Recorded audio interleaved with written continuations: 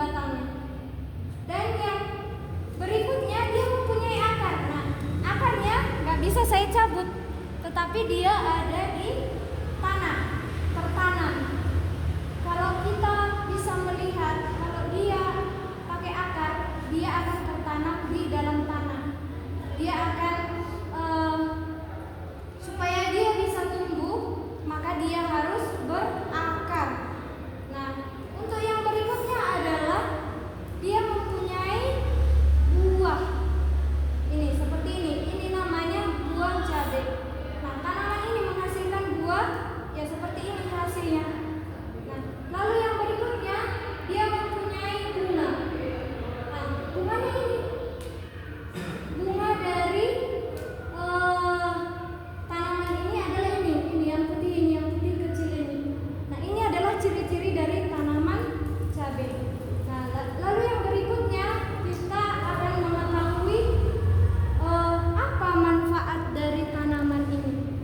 Apa manfaat dari bukan hanya tanaman cabai tapi pohon-pohon ini? Apa manfaatnya untuk kita manusia, untuk hewan? Mulai dari daunnya, manfaatnya untuk apa? Kalau daun itu manfaatnya untuk membantu memasak makanan. Misalnya seperti kalian di dapur, orang tua kalian memasakkan makanan untuk kalian. Nah, sekarang tanaman ini pun menggunakan daunnya untuk memasak makanannya. Itu dari ultraviolet, dari sinar matahari. Jadi dia mengolah makanan di dalam daunnya.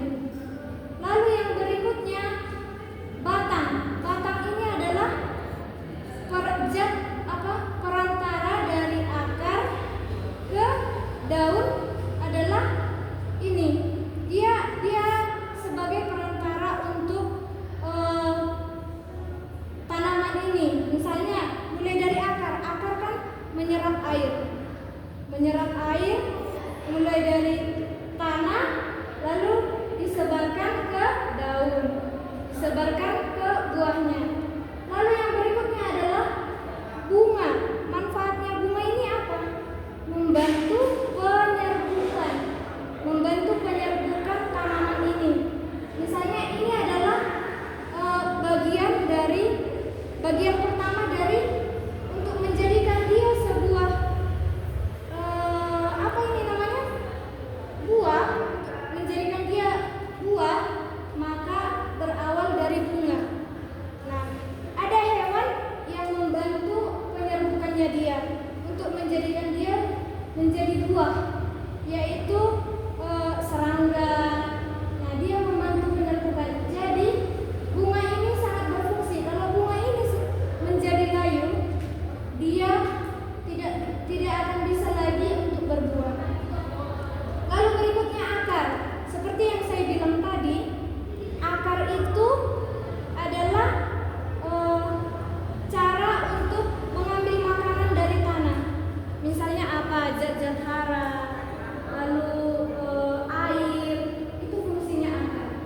Nah, dan untuk daun tadi itu selain karena untuk memasak makanan atau mengolah makanan, daun ini juga berfungsi kalau misalnya pohon membantu melindungi manusia dari sinar matahari.